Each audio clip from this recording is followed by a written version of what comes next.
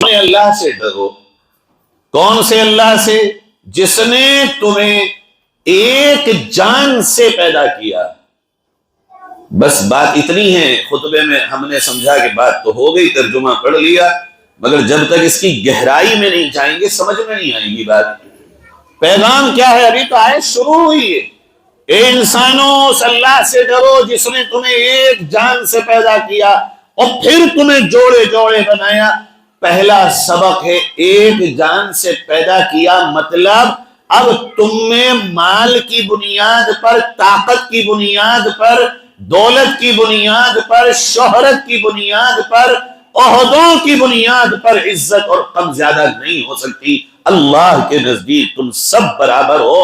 ہاں یہ الگ بات ہے اللہ سے جو زیادہ تقوی اختیار کرے گا وہ زیادہ معزز ہو. آپ غور کریں، ایک ہی خاندان میں ایک ماں باپ سے 4-5 بھائی بہن پیدا ہوتے ہیں، لیکن وہ کبھی بھی عقل میں برابر نہیں ہوتے، پیسے میں برابر نہیں ہوتے، سمجھ میں برابر نہیں ہوتے، کاروبار میں برابر نہیں ہوتے، رنگ و روپ میں برابر نہیں ہوتے، یہاں تک کہ ہائٹ ہیلتھ میں برابر نہیں ہوتے. فرق ہوتا ہے. یہاں آیت میں پیغام دے دیا گیا ایک جان سے پیدا ہو. تم اس بنیاد پر آپس میں تفریق پیدا مت کر لینا کہ تمہاری بہن کی بیٹی یا بیٹا ہو، بھائی کا بیٹا یا بیٹی ہو، اور چونکہ اس کے حالات کمزور ہوں مگر وہ بچی شریف بھی ہو یا بچہ شریف ہو، نمازی بھی ہو، دیندار بھی ہو، پاک صاف بھی ہو اور عفت والا بھی ہو، مگر اس لیے تم چھوڑ دو کہ یہ تمہارے مقابلے کا نہیں ہے. خطبہ نکاح کا پہلا پیغام یہ ہے کہ برابری مال سے نہیں کی جاتی، بلکہ برابری کرنے کی چیز ہے کہ تم آپس میں دیکھو. اللہ رب العزت نے تمہیں سب کو یکساں بنایا. اگر وہ چیز جو نبی نے کہا دینداری تمہیں ملتی ہے تو سب سے پہلا حق ہے کہ تم اپنے گھر میں بچی یا بچہ تلاش کرو. باہر جا کر کے سر مارنے کی تمہیں کوئی ضرورت نہیں. لیکن ہو تو یہی رہا، آپس میں ہو ہی نہیں رہے. پورے ملک میں 3-4 خاندان ہیں جو آپس میں رشتے کرتے ہیں اور ان کے یہاں یہ اونچ نیچ نہیں ہوتا. اس میں سر فہرست جو خاندان آتا ہے وہ مدنی خاندان ہے، دوسرا حسنی خاندان ہے رائے بریلی کا، تیسرا کاندھلوی خاندان ہے کاندھلے کا، اور ایک چوتھا خاندان ہے عثمانی خاندان، مفتی تقی عثمانی دامت برکاتہ کا. یہ دیوبند میں جو خاندان ہے. اس طرح پورے ملک میں یہ چند خاندان ہیں جو آپس میں کرتے ہیں، باقی تو پوری قوم میں زیادہ تر میں نے یہ سنا کہ نہیں بھائی چکر میں مت پڑو، آپس کی برابر کی رشتہ داری اچھی نہیں ہوتی، نئی رشتہ داری جوڑو. اپنا بھائی پریشان ہے رشتے کے لیے اور دوسرا بھائی پورے جہان میں رشتہ تلاش کرتا پھر رہا ہے. یہی نکاح کی بنیاد میں ہم نے کھوٹ پیدا کر. اللہ کے نبی صلی اللہ علیہ وسلم نے فرمایا 4 چیزوں کی بنیاد پہ تم رشتہ کرتے ہو. پہلا تو مال و دولت دیکھو گے، یا حسب و نسب دیکھو گے، یا حسن و جمال یعنی خوبصورتی دیکھو گے، یا دین دیکھو گے. فرمایا پہلی چیز مال و دولت ختم ہونے والی چیز ہے، باقی رہنے والی چیز نہیں ہے. جس کو تم نے بیٹی دی یا جس کی بیٹی مال کی بنیاد پر لی، ضروری نہیں ہے کہ پوری زندگی وہ مال اس کے پاس رہے. حسب و نسب یہ کوئی چیز اللہ کی نگاہ میں نہیں. خاندان بڑا یا چھوٹا، بڑے بڑے خاندان بے نشان لمحوں میں ہو گئے. حسن و جمال کیا دن کا ہے؟ ابھی ذرا سے چہرے پہ ہاتھوں پہ کہیں کوئی دانے نکل آئے انسان لمحے بھر میں بدصورت ہو جاتا ہے. نبی نے کہا یہ تینوں چیزیں وہ ہیں جو ختم ہونے والی ہیں. اصل چیز جو باقی رہنے والی ہے وہ دین ہے. لہذا دین کو مضبوطی سے پکڑو اور اسی کو رشتے کی بنیاد بناؤ. اس کے بعد چاہے مال بھی ہو، حسن و جمال بھی ہو، حسب و نسب اور خاندانی شرافت بھی ہو، مگر بنیاد تمہارے لیے دینداری ہونا چاہیے. کتنی دینداری دیکھتے ہیں ہم رشتوں میں. دیکھیے تقریر تو میں کر چکا، نکاح سنت کے مطابق کیجئے، موضوع کا حق میرا ادا ہو گیا. اب تمہیں یہ آپ کو ما قبل ما بعد آفٹر بیفور بتا رہا ہوں. یہ حق ادا ہوتا ہے کہ ایک لڑکا بتایا گیا لاجپت نگر میں، فور ایگزامپل مثال کے طور پر بتایا نہیں، کسی نے ایک صاحب کو لڑکا لاجپت نگر میں کرتا کیا ہے؟ پہلا سوال، ایجوکیشن اس نے کیا لی ہے؟ دوسرا سوال، ہائٹ کیا ہے اس کی اور رنگ کیسا ہے؟ تیسرا سوال۔ ان تین سوالوں کا اگر جواب اس کو مل گیا اور وہ سیٹسفائی ہو گیا، کال کر دو ہم آ رہے ہیں دیکھنے کے لیے۔ دیکھنے گئے، اس نے ایک لمبا ناشتہ لگایا، بڑے پیار سے اٹھا کے اس نے ناشتہ کرایا۔ آ کے ہم نے کہا واہ کیا اخلاق ہیں ان لوگوں کے، کتنے شاندار ہیں یہ، کتنے اخلاق والے، کتنی تواضع والے، کیسا شاندار ان کا مزاج ہے۔ اور لڑکا کتنا شریف اور بھولا تھا، بول ہی نہیں رہا تھا، وہ تو کتنے ادب کے ساتھ پیش آ رہا تھا۔ بھائی ڈن، اب اس میں اف اینڈ بٹ ہے ہی نہیں، لہذا رشتہ ڈن ہو گیا۔ اللہ کے نیک بندو، یہ رشتے ہوتے ہیں، یہ ہے بنیاد رشتوں کی۔ اگر پتہ چلا تھا لاجپت نگر پیر زیادہ پیر گئے یہ کہیں پر بھی کسی لڑکے کا، پہلے یہ پوچھتے، یہ بتاؤ اس کا دن کہاں گزرتا ہے کہ صاحب فلاں جگہ اس کا آفس ہے دلی روڈ پہ، ٹھیک ہے، وہاں جاتے اور یہ دیکھتے کہ سب سے قریب اس کے مسجد کون سی ہے، وہاں جا کے کسی ایک دن میں ظہر اور عصر اور مغرب پڑھ کے دیکھا ہوتا کہ یہ لڑکا اللہ کے بلاوے پر اس آفس کو چھوڑ کے یہاں آتا یا نہیں آتا۔ اگر آتا ہے تو اس سے بہتر کوئی نہیں، اور اگر نہیں آتا ہے تو پھر اس کی تمہیں کوئی ضرورت نہیں۔ کل وہ اللہ کے لیے کون سی چیزوں پہ قربانی دے سکتا ہے، اس کی کوئی توقع نہیں کی جا سکتی۔ لڑکی کو دیکھنے گئے، چال ڈھال دیکھا، حسن و جمال دیکھا، اس کی ایجوکیشن دیکھی، اس کا خاندان دیکھا، اور کتنی دیر میں پسند کر کے آگئے۔ صبح 10 بجے گئے اور 12:30 بجے گھر پہنچ گئے ناشتہ کر کے، اور صاحب اس کو 1,000 10,000 لاکھ 10 لاکھ کروڑ 10 کروڑ جو بھی تمہاری حیثیت ہے اس کو دے کر کے آئے، اور انگوٹھی پہنائی، یا اس کو گلے کا ہار دے دیا، یا پھر ڈائمنڈ کی اس کو رنگ دے دی، اور اس کو اپنا کر کے چلے آئے۔ اللہ کے نیک بندو، یہ کوئی طریقہ ہے رشتہ کرنے کا؟ گئے ہوتے تم ظہر سے پہلے، ظہر پڑھی ہوتی تمہاری عورتوں نے، عصر پڑھی ہوتی، مغرب پڑھی ہوتی، نماز کے وقت اس کے سر کا دوپٹہ دیکھا ہوتا کہاں ہے، وضو کرتے ہوئے تم نے دیکھا ہوتا، بڑوں کے ساتھ دیکھا ہوتا اس کا تعلق اور معاملہ کیسا ہے، کم سے کم ایک آدھا دن 3-4 نمازوں کا گزارا تو ہوتا، سمجھا تو ہوتا کہ اللہ کے سامنے اللہ کے ساتھ اس کا معاملہ کیا ہے۔ گئے، ناشتہ کیا، رشتہ فائنل ہو گیا۔ یہ بنیادیں تو کبھی اہل اسلام کی بنیادیں نہیں۔ بنیاد میں ہی ہماری کمزوری ہے۔ اگر بنیاد میں کمزوری ختم ہو جائے اور رشتوں کی بنیاد دین ہو، تو میں قسم کھا کے اس بات کو کہتا ہوں، جب رشتے کا وقت آئے گا بگڑیل سے بگڑیل جوان بھی مسجد میں آئے گا کہ بھئی رشتے دیکھنے والے مسجد میں آ گئے۔ تم نے چونکہ اس کے نظام کو بدل دیا، میں نے اور آپ نے سارے اس کی بنیادوں کو کنگال کر کے رکھ دیا۔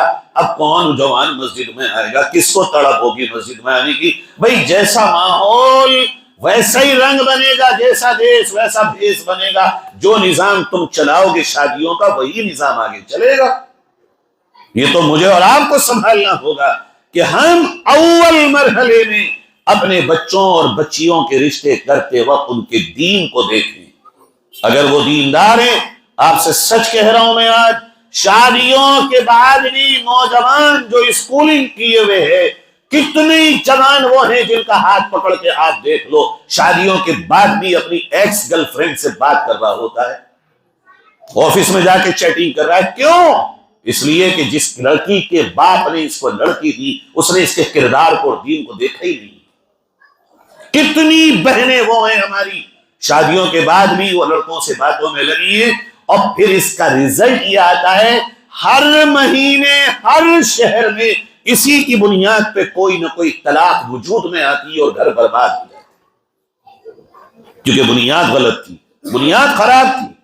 سنت کا طریقہ یہ ہے جو اللہ کے نبی صلی اللہ علیہ وسلم نے فرمایا کہ تم رشتہ کرتے وقت دین کو بنیاد بناؤ۔ بہت بڑا ارب پتی، کروڑ پتی اور ایکسپورٹر اور امپورٹر ارے ہوگا کہیں کا بھائی، یہ دیکھو کہ حلال بھی کماتا یا نہیں کماتا، ایسا تو نہیں ہے اس کا سارا امپائر ہی سود پہ کھڑا ہوا ہو۔ ایسا تو نہیں ہے یہ اپنے ملازموں کا حق مارتا ہو، ایسا تو نہیں ہے یہ بے نمازی خود بھی ہو، اگر ہوگا ہمیں سونے میں تول دے، ہماری بارات کے ہر باراتی کو دے جو دے سکتا ہو، مگر اس سے میری بچی یا بچے کا بھلا نہیں ہو سکتا۔ یاد رکھو رشتے دلوں سے نبھائے جاتے ہیں، دولت سے نہیں۔ اگر دولت سے رشتے نبھائے جاتے تو کسی گھر میں کبھی طلاق نہ ہوتی، اور دل دولت سے کبھی نہیں جڑتا، دل نبھانے سے جڑتا ہے، دل اپنانے سے جڑتا ہے۔ اور سچی بات یہ ہے کہ دلوں کو جوڑنے والا دنیا میں کوئی پیدا ہی نہ ہوا، دل جوڑتے ہیں اللہ رب العزت کی طرف سے، چونکہ سارے دلوں کا مالک وہ اکیلا رب ہے۔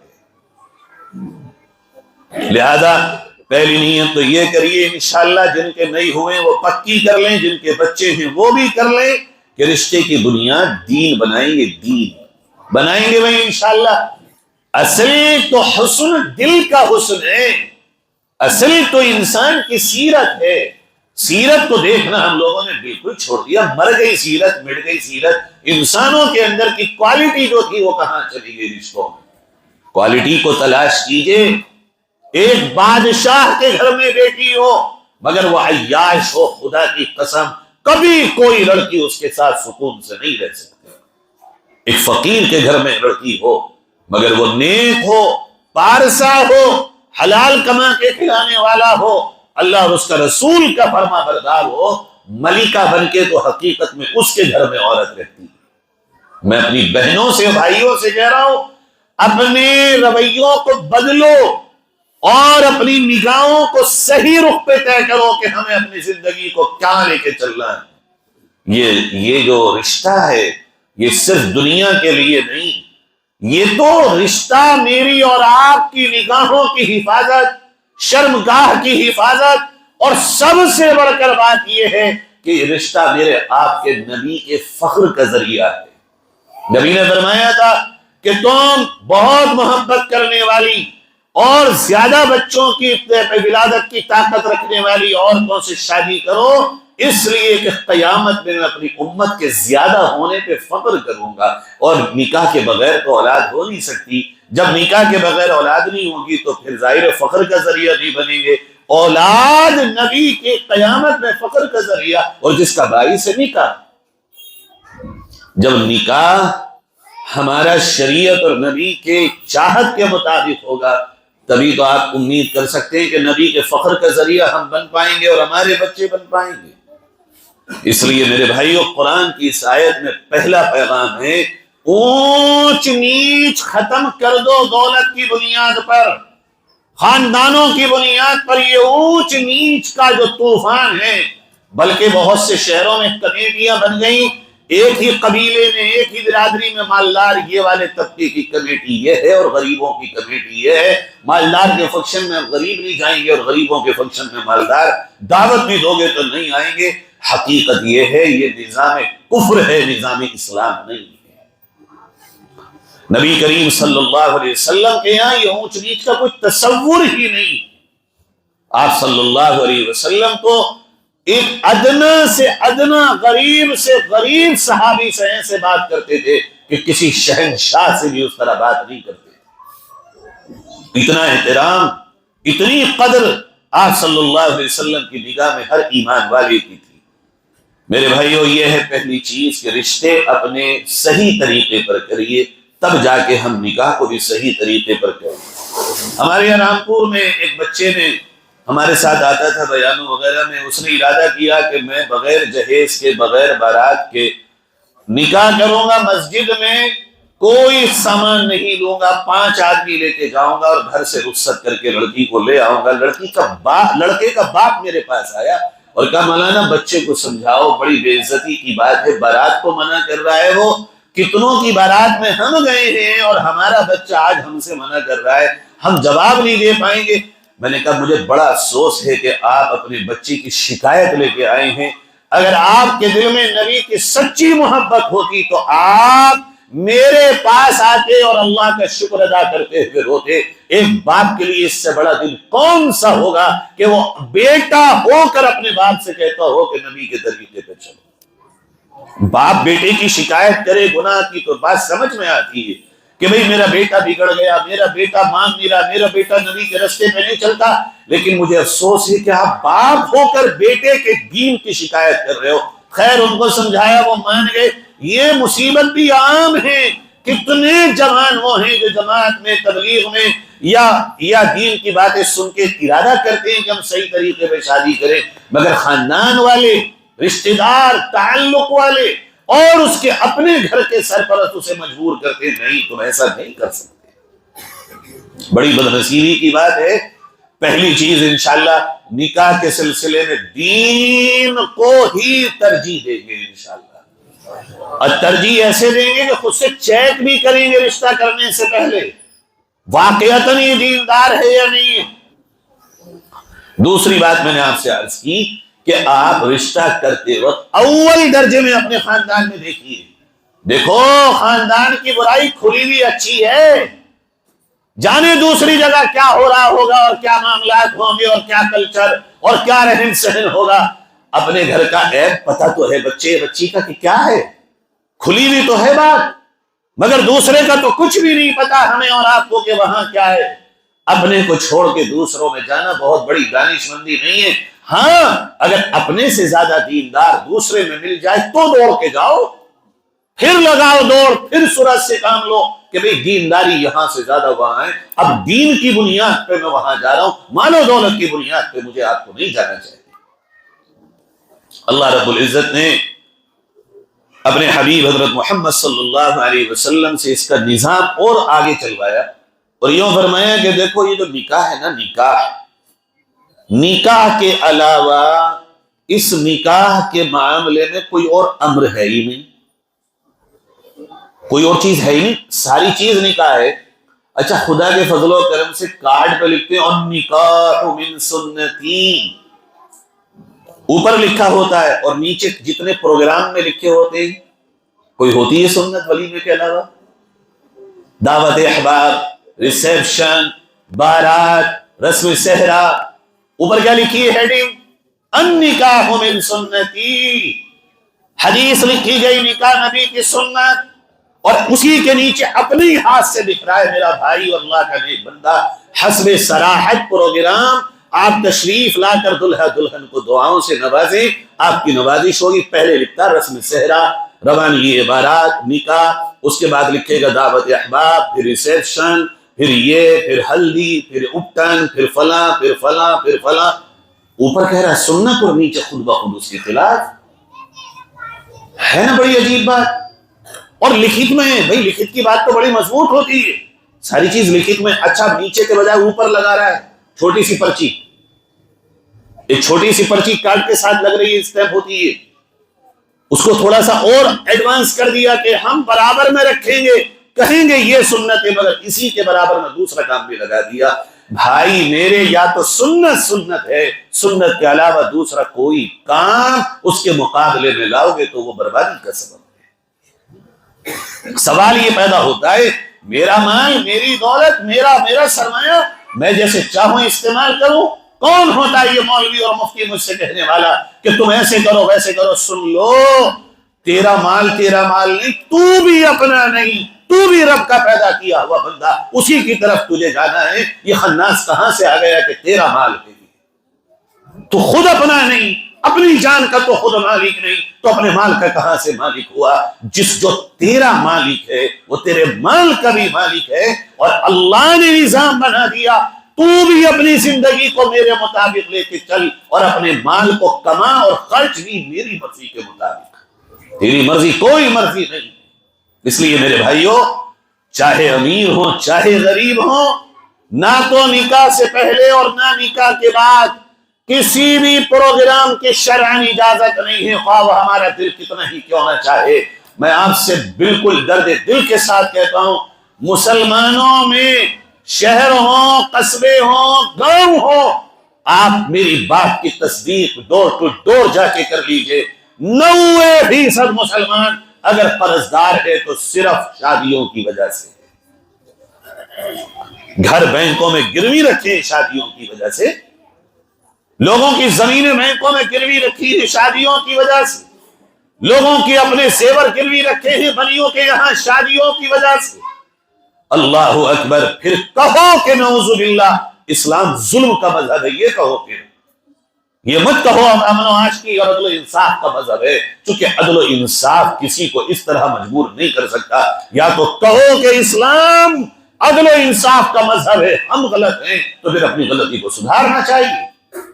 پوری قوم کے لیے ہمارا نظام شادی مصیبت کا باعث بن چکا ہے. اللہ کے نبی علیہ الصلوۃ والسلام نے فرمایا تھا اعظم النکاح برکۃ، سب سے بڑا نکاح برکت کے اعتبار سے، سب سے بڑا نکاح جس میں برکت مانی جائے کون ہے؟ ایسرہ مؤونۃ، وہ ہے جو سب سے آسان ہو. اور تمہارے یہاں سب سے بڑا نکاح کون سا ہے؟ جس میں 52 آئٹمس ہوں، جس میں 65 آئٹمس ہوں، جس میں 100 پلس آئٹمس ہوں، جس میں بوفے لگے ہوئے ہوں تمام. اور لوگ کہہ رہے ہیں ارے پیٹ پھٹ گیا کھاتے کھاتے کہاں سے کھائیں. تو کس نے کہا تھا تم بھینس اور بیلوں کی طرح جاؤ؟ کون سے حکیم نے بتا دیا تھا کہ مال کسی اور کا ہے مگر پیٹ تو تمہارا ہی تھا بھائی؟ اور یہ جو لگانے والا ہے اس نے اللہ کے خوف کی ذرا سی خواب کا نقطہ بھی دل میں نہیں رکھا ہوا ہے. 65 آئٹم، وہی بیٹھ کر کے تعجب تو دیکھو، اسی کے محلے میں بیٹھ کے اسی چند غریب مسجد کے باہر بھیک مانگ رہے ہوتے ہیں، اور اس کے یہاں 100 آئٹم کی لسٹ بن رہی ہوتی ہے. آئٹمس نبی کا اگر ہم کہہ رہے ہیں اور یہ بڑا غضب کا ولیمہ، بڑا زبردست نکاح اور بڑی بڑی محفل کی کمال کر دیا.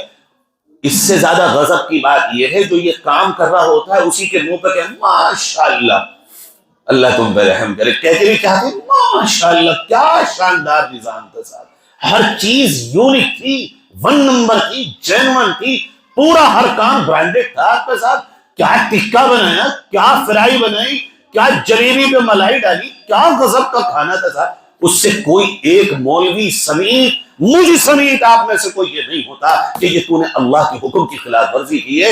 ہم آئے تو صحیح مگر ہمارا دل دکھ گیا تیرا نظام دیکھ کر.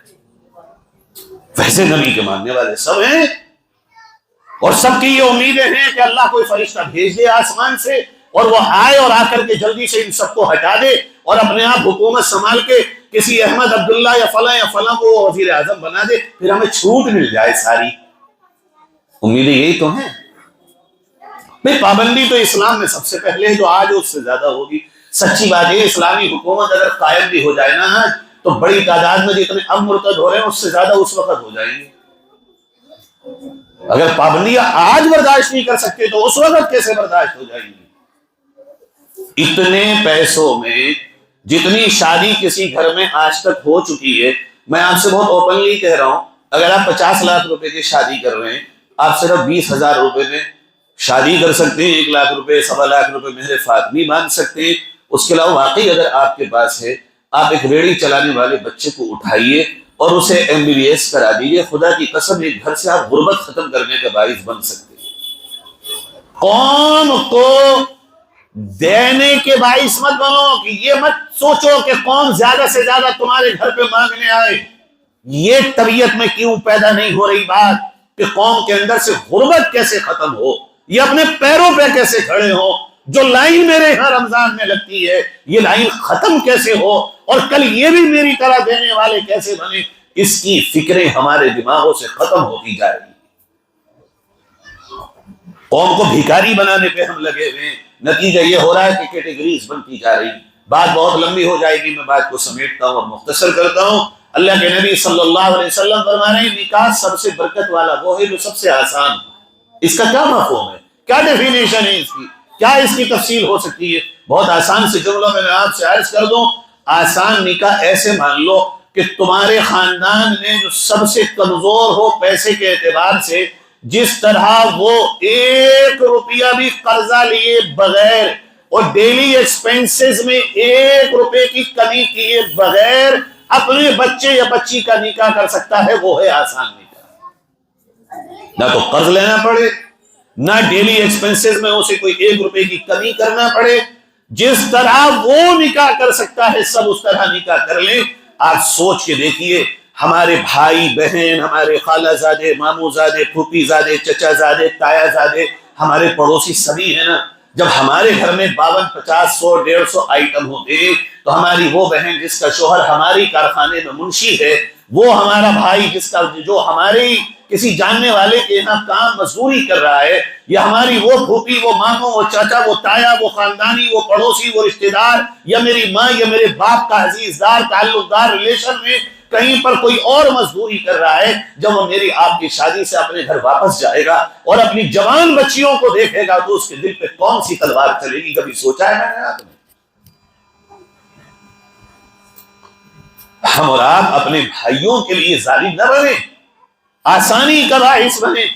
اللہ کے نبی علیہ السلام نے ایسا معاشرہ دیا تھا کہ جس میں پیٹوں پہ پتھر تھے مگر ایک دوسرے سے کسی کو شکایت نہیں تھی، ایک دوسرے کو کسی سے شکوہ نہیں تھا، چونکہ انہوں نے وہ نظام قبول کیا تھا جو حقیقت میں نظام مصطفیٰ تھا، جو نظام محمد تھا، جو نظام شریعت تھا، جو نظام قرآن تھا، جو اللہ کا دیا ہوا پیغام تھا، وہ حقیقت میں قبول کیا گیا تھا۔ آج ہم بھی آ جائیں، سب سے برکت والا نکاح، سب سے آسان نکاح ہوگا، اور سب سے آسان نکاح وہ ہے کہ آپ رشتے کی بات طے کر لیں، تاریخ طے کر لیں اور مسجد میں آئیں اور جمعے کی نماز میں امام صاحب سے اعلان کروا دیں کہ اعلان کر دو جمعے کے بعد فلاں صاحب کے بیٹے اور فلاں صاحب کی بیٹی کا نکاح ہے، ساری مسجد بھری ہوئی ہوتی ہے، نکاح ہو گیا، چھوارے کھجورے بٹ گئے اور اپنے اپنے گھر چلے گئے۔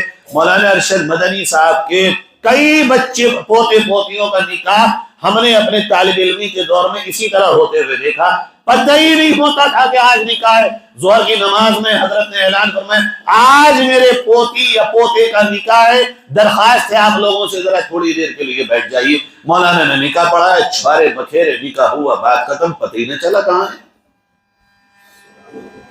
آج بھی ہمارے اکابر ایسے ہیں جب اس طرح کے نکاح ہوں گے تو ایکسپیکٹیشنز ختم ہو جائیں گی، دونوں طرف سے صرف توجہ ہوگی دین پر کہ یہ رشتہ اس لیے بنا ہے کہ ہم نبی کے فخر کا ذریعہ بنے، پھر دونوں ایک دوسرے کے لیے دین میں معاون ہوں گے۔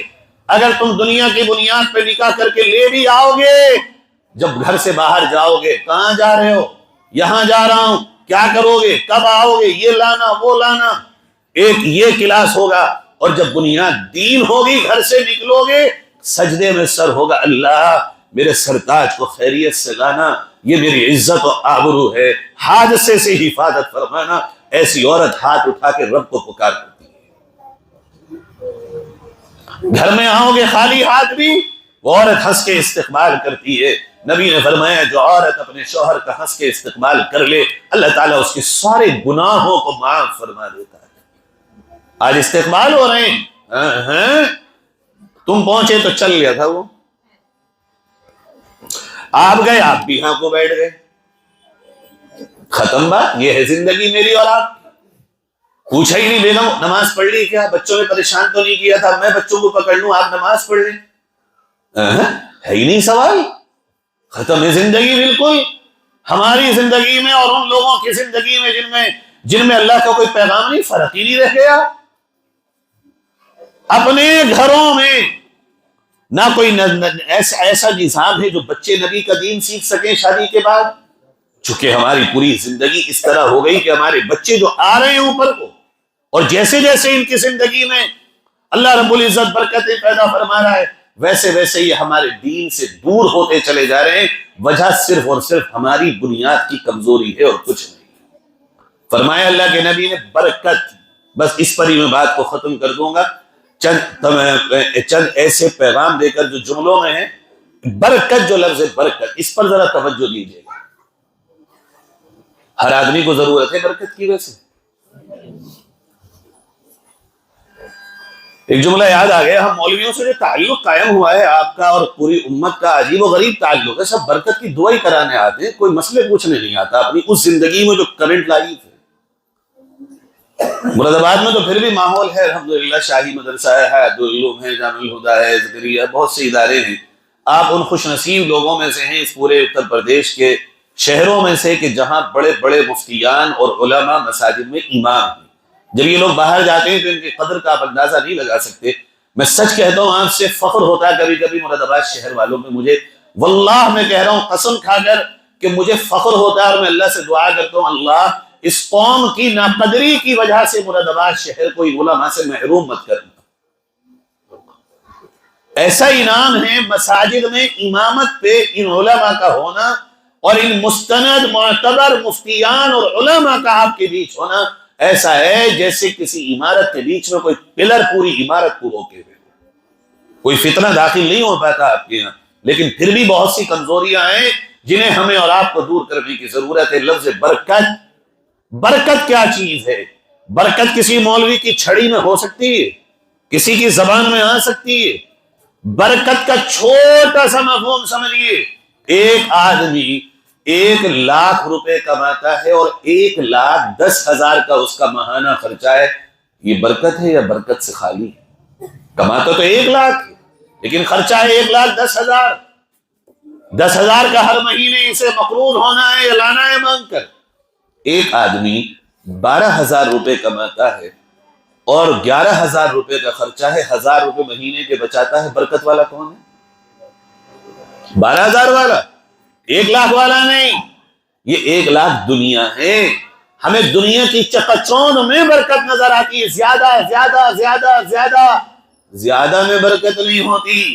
برکت بھلے سے کم ہو مگر اللہ کے نبی کے مطابق ہو، برکت اس میں ہوتی۔ اسی طرح وہ رشتے جو نبی کی سنت کے مطابق جوڑے جائیں گے ان میں برکت ہوگی، اور برکت کا مطلب یہ ہوگا کہ ان کے دل مل جائیں گے، اس طرح ہو جائیں گے جیسے 2 جسم اور 1 روح، انہیں ایک دوسرے سے شکایت نہیں ہوگی بلکہ ایک دوسرے کی ہیلپ کر رہے ہوں گے، وہ اپنے ریلیشن شپ کو ڈیولپ کر رہے ہوں گے، وہ ایک دوسرے کے مددگار ہوں گے ہر اچھے کام پہ۔ اور جہاں برکت نہ ہو وہاں شکایتیں ہوتی ہیں، وہاں کنفیوژنس ہوتی ہے، وہاں ایک دوسرے کے لیے خلش پیدا ہوتی ہے، وہاں ایک دوسرے کی کمیوں پہ نگاہ جاتی ہے۔ بلکہ جس رشتے میں برکت نہ ہو، خواہ وہ ماں باپ اور بچوں کا ہو، میاں اور بیوی کا ہو، بھائی اور بہن کا ہو، وہاں ہمیشہ ناشکری کے کلمات ہوں گے۔ ارے میری اولاد تو پتہ نہ کہاں سے گلے پڑ گئی، بچے جنم، ارے بھائی یہ ماں باپ تو دنیا میں انوکھے ہیں، ان جیسا تو کسی کو ملا ہی نہیں۔ بھائی بہن کو کہہ رہا ہوگا، بہن بھائی کو، شوہر بیوی کو، یہ جملے وہاں سننے کو ملیں گے جہاں رشتوں کی برکت ختم ہو جائے گی، اور رشتوں میں جہاں برکت ہوگی وہاں میرے باپ جیسا کوئی نہیں، میری ماں جیسا کوئی نہیں، میری بیوی جیسا کوئی نہیں، میرے شوہر جیسا کوئی نہیں، میرے بچوں جیسا کوئی نہیں۔ اللہ نے مجھے وہ دیا جس کا میں اہل نہیں تھا اور لائق نہیں تھا، لائق نہ ہونے کے باوجود اللہ نے مجھے اتنی اچھی بیوی دی۔ جب یہ جذبے دونوں طرف سے ہوں گے تو رشتے کی خوبصورتی کا کیا عالم ہوگا، اور برکت آئے گی صرف اور صرف اللہ کی طرف سے۔ کس کی طرف سے؟ اور اللہ کی طرف سے برکت آنے کا ذریعہ اگر کوئی ہے تو وہ صرف اور صرف اللہ کے نبی کا طریقہ ہے، اس کے علاوہ کسی طریقے میں برکت نہیں۔ کریں گے بھئی انشاءاللہ، پہلا ارادہ کریے کہ انشاءاللہ ہم اپنے نکاح کو سنت کے مطابق کریں گے، مہر کو نقد ادا کرنے کی کوشش کریں گے، اور مہر فاطمی کوشش کریں، اگر ہماری حیثیت ہے مہروں کو ادھار نہ کریں اور زیادہ زیادہ نہ باندھیں کہ ہم پہلے ہی دن نیت خراب کر لیں کہ اگر اللہ نہ کرے طلاق کی نوبت آ گئی تو مہر کو باندھو زیادہ۔ ارے نیت پھر شروع میں خراب ہو گئی تو پھر رشتہ کہاں سے چلے گا؟ اللہ پہ بھروسہ کرو، نقد مہر باندھو، خواہ وہ 5,000 ہوں، اپنی حیثیت سے باندھے جائیں، اور اس کو آگے اور پیچھے نکاح کو پاک کر لیا جائے۔ دیکھو جب پٹلے جوڑے جاتے ہیں تو پھر چھیل دیا جاتا ہے اسے، تبھی جوڑ پیدا ہوتا ہے۔ اسی طرح نکاح کو آگے اور پیچھے سے پاک کر لو اور سنت کے مطابق لے آؤ، انشاءاللہ یہ سارے رشتوں میں برکت پیدا ہو جائے گی۔ نکاح ہی سے بچے ہوتے ہیں، بچوں کے پھر یہ ماں باپ بنتے ہیں، پھر بچے بہن بھائی بنتے ہیں، سارے رشتے اسی سے وجود میں آتے ہیں۔ کریں گے بھائی انشاءاللہ ارادہ؟ اللہ تعالی ہم سب کو عمل کی توفیق نصیب فرمائے۔ اور آخری درخواست یہ ہے کہ جو خطبہ نکاح ہے جس کی ایک چھوٹی سی آیت میں نے، اور اس کا بھی ایک چھوٹا سا ٹکڑا میں نے آپ کے سامنے رکھا ہے، اس خطبہ نکاح کو سب یاد کرو، پھر اس کا ترجمہ یاد کرو، پھر اس کی تفسیر پوچھو علماء سے، آپ کو پتہ چلے گا کہ اللہ اس میں یہ باتیں کہہ رہا میرا رب۔ میرے پاس اب وقت ختم ہو گیا، ورنہ میں آپ کو خطبہ نکاح کی اگر تفصیل بتاتا آپ واقعتاً اپنے دانتوں میں انگلیاں دے لیتے کہ اچھا ہمارے نکاح پہ اللہ کے نبی نے اتنی بڑی بڑی باتیں اور اللہ تعالیٰ نے اتنی اہم پوائنٹس بتائے تھے ہمیں، کاش کہ ہم نے آج سے پہلے اس کو سمجھ لیا ہوتا اور عمل کر لیا ہوتا، مزہ آ گیا ہوتا زندگی میں۔ مزے زندگی میں آئیں گے اور یقیناً آئیں گے، بس تھوڑا سا ہم اپنی زندگی کے رخ کو تبدیل کرنے کی نیت کر لیں۔ کریں گے بھائی انشاءاللہ؟ اللہ ہم سب کو عمل کی توفیق نصیب فرمائے۔ وآخر دعوانا ان الحمد للہ رب العالمین۔